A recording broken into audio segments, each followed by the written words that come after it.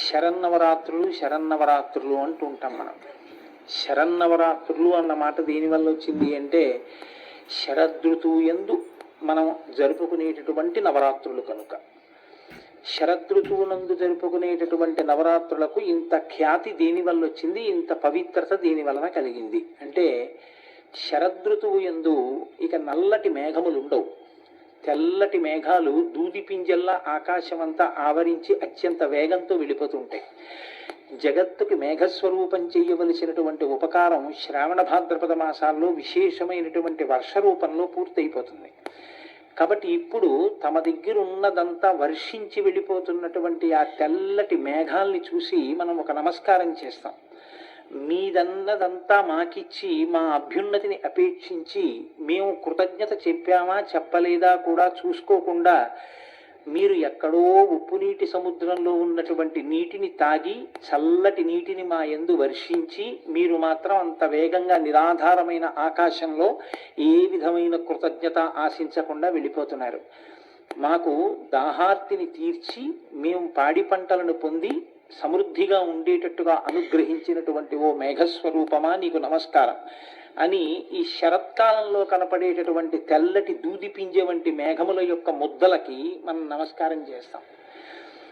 శరత్కాలం ఆకాశం అంతా తెల్లటి మబ్బులతో ఉంటుంది. శరత్కాలంలో వచ్చేటటువంటి చంద్రుడికి పరిణిత చంద్రుడు అని పేరు. ఈ శరత్కాలానికి ఉన్న గొప్పతనం ఏమిటంటే తెలుపుతనం ఎక్కువ. చంద్రబింబంలోంచి వచ్చేటటువంటి కాంతి విశేషంగా ఉంటుంది. ఆకాశమంతా తెల్లటి చీర కట్టుకుందా అన్నట్టుగా తెల్లని మబ్బుల గుంపులతో కూడి ఉంటుంది. శారదాదేవి కూడా తెల్లగా ఉంటుంది. మనకి శాస్త్రంలో ఒక గమ్మత్తైనటువంటి అనుబంధాన్ని చెప్తూ ఉంటారు. మనకి ఉన్నది ఒక్క పరబ్రహ్మమే 3 కార్యములను నిర్వహించేటప్పుడు 3గా భాషిస్తూ ఉంటాడు తప్ప ముగ్గురు ఉన్నారని కాదు దాని అర్థం. ఉన్నదొక్కటే పదార్థం. ఏకస్వమేవ బహుధా భవభాసిలోకే నిశ్శంకధీర్వృషభకేతన మల్లినాథ. ఆ ఉన్న ఒక్కటే బ్రహ్మ విష్ణు మహేశ్వరులని సృష్టి చేసేటప్పుడు బ్రహ్మగా, స్థితికారకుడిగా విష్ణువుగా, లయకారకుడిగా రుద్రుడిగా 3గా కనపడేటటువంటి ఒక్క పదార్థం. 3 రూపములకు 3 లోకములకు 3 కాలములకు మూలమగుచు భేదమగుచు తుదిక భేదమయ్యొప్పారు బ్రహ్మమనగ నీవే పాలనయన అంటారు పోతన గారు. ఆ ఉన్న ఒక్క పదార్థమే 3గా కనపడుతూ ఉంటుంది. 3గా కనపడేటటువంటి ఈ పదార్థం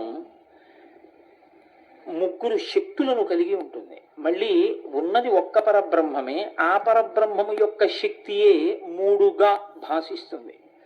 బ్రహ్మగారి శక్తిగా ఉన్నప్పుడు సరస్వతి, విష్ణు శక్తిగా ప్రకాశించినప్పుడు లక్ష్మి, రుద్రశక్తిగా ప్రకాశించినప్పుడు ఆమె రుద్రాణి.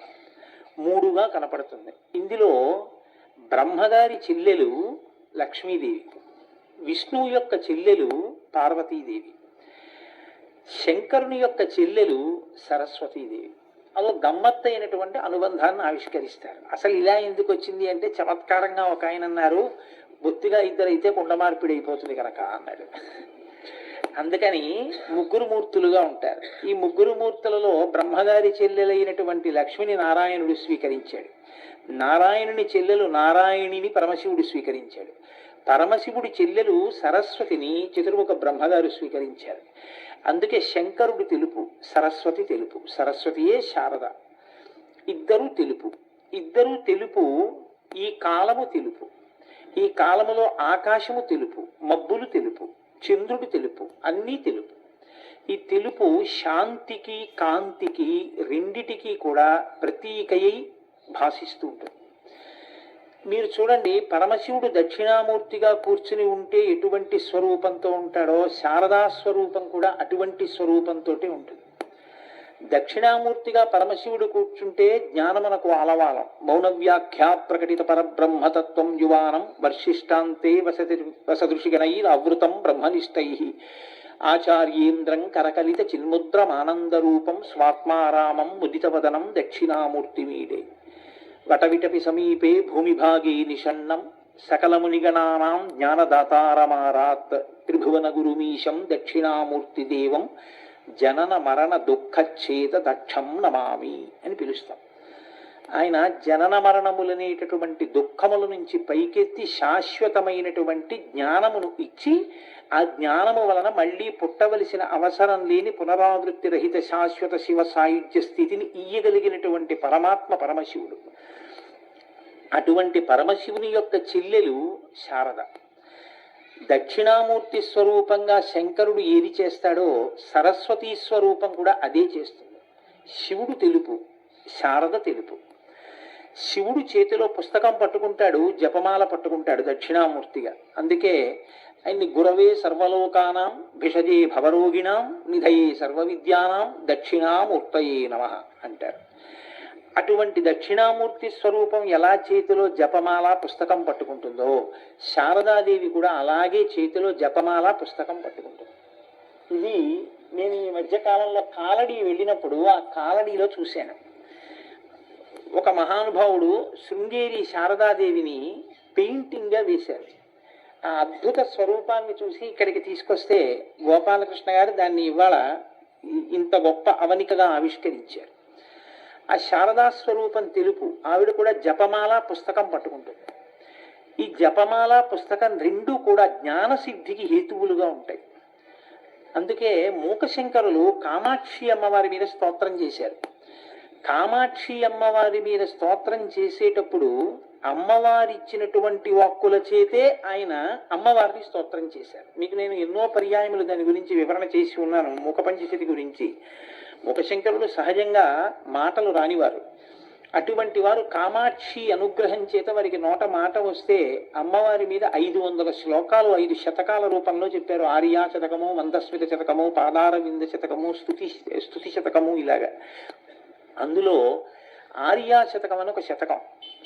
ఆర్యా శతకంలో కామాక్షిదేవిని మూకశంకరులు స్తోత్రం చేశారు.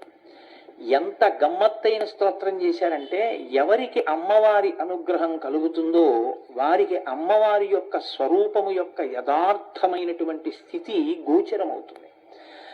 కామాక్షి చేతులలో పట్టుకునేది చెరుకు విల్లు, పుష్పబాణాలు, అంకుశము, పాశము. లలితాపరాభట్టారికా స్వరూపం ఎలా పట్టుకుంటుందో అలా పట్టుకుంటుంది. అలా పట్టుకునేటటువంటి కామాక్షి ఆర్యాశతకం చేసేటప్పుడు మూకశంకరులకి ఒక గమ్మత్తైన రూపంతో హృదయ పీఠిక మీద, ఆయనకి ఆ హృదయ ఫలకం మీద దృగ్గోచరం అయింది. ఆయన అప్పుడు ఆర్యాశతకంలో అమ్మవారిని స్తోత్రం చేశారు. అందులో ఆయన అంటారు, విమలపటి కమలకుటి అని మొదలుపెట్టారు. విమలపటి అంటే తెల్లనైనటువంటి వస్త్రమును కట్టుకుని ఉన్నది.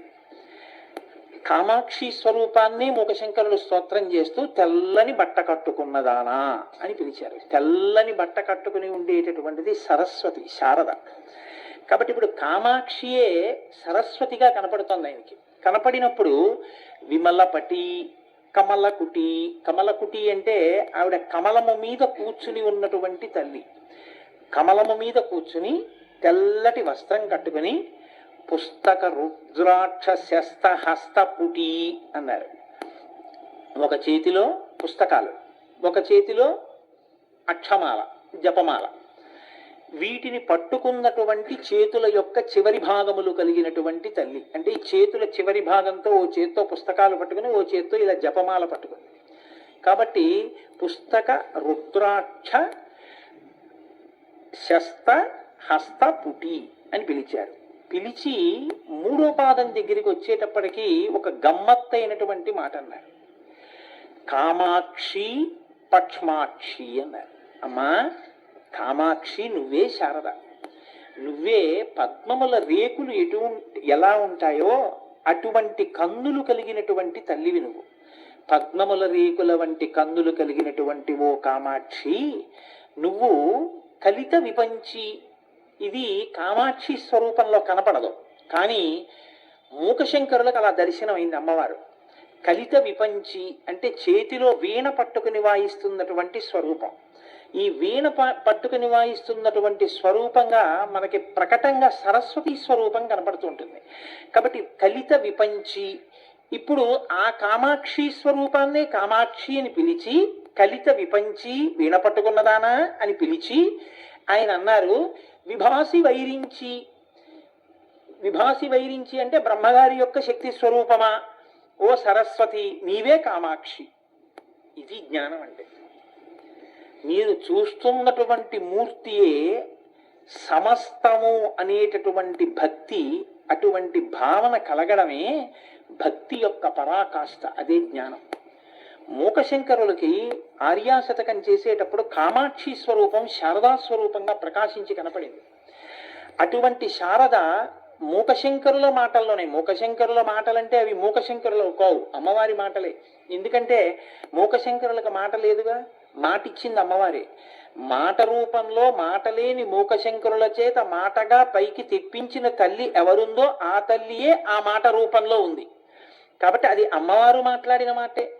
ఆ తల్లే విమలపటి కమలకుటి అంటూ కామాక్షి స్వరూపమే శారదా స్వరూపము అని నిర్వచనం చేసింది. కనుక దక్షిణామూర్తిగా ఉన్న పరమశివుని యొక్క సోదరి అయిన సరస్వతి శారద దక్షిణామూర్తి ఏం చేస్తారో అదే శారదా స్వరూపము చేస్తారు. అయితే మనం ఒక మాట అంటుంటాం సాధారణంగా, ఇది మీరు చాలా గట్టిగా పట్టుకోవలసిన మాట జీవితంలో. దేనికి చెయ్యాలి శరన్నవరాత్రులు?